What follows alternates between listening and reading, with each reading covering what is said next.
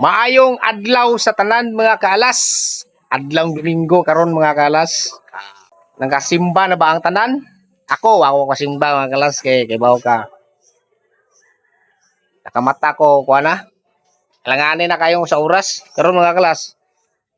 Na may nag-ihaw diri sa among silingan mga kaalas. Nag-ihaw baboy, ngambit ko mga kuha na gud pang sugbaon ra gud ba? Kay adlaw Domingo man karon.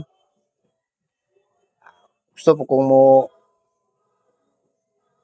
magsugba kay murag gimingaw na kog sinugba kay sa barko mo gud way kuan dito ay way klaro dito ta kayo ka kog sugba dito kay limitado ang kuan dito konsumo karon mga kalas dia kinabyuhan sugba ko karon mga kalas kuha mo kog palit mo kog baboy dito sa ring among silingan kay nagihaw sila ngambit ko ba igod pasod inutang ra gud nga sinima na bayad ba mga tirada dire magpautang ba? Ihaw sila baboy, pautang, sini man na bayad.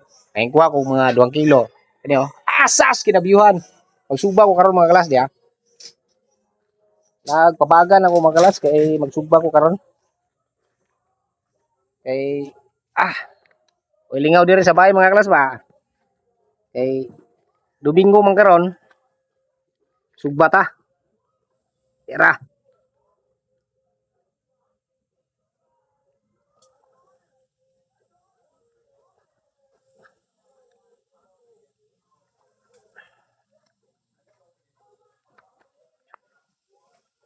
Ingkuan mo ko diri mga klaseng dong diri sa bahay kani nga ba. Kay muambit pa kuno ko kadang karne. Ay kuha lang po ko kay ikog mamutaw di na to kuan. Kuha lang po na ako mga 2 kilo mga kalas. Sugba nya katong uban na to.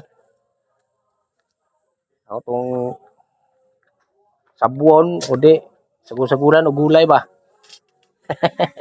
Kaya mga kalas sas.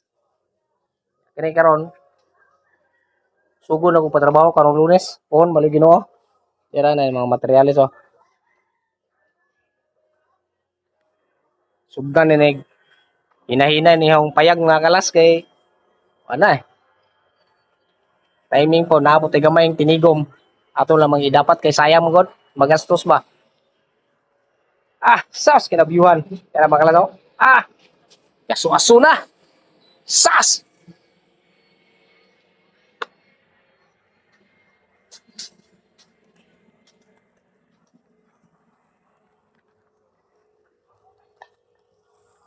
So sige mga kalas, ari na sa kukutob kay magkuhan sa ko dire. Ako sa ring si kasuhon ring sinugbare kay para di mapagod ba.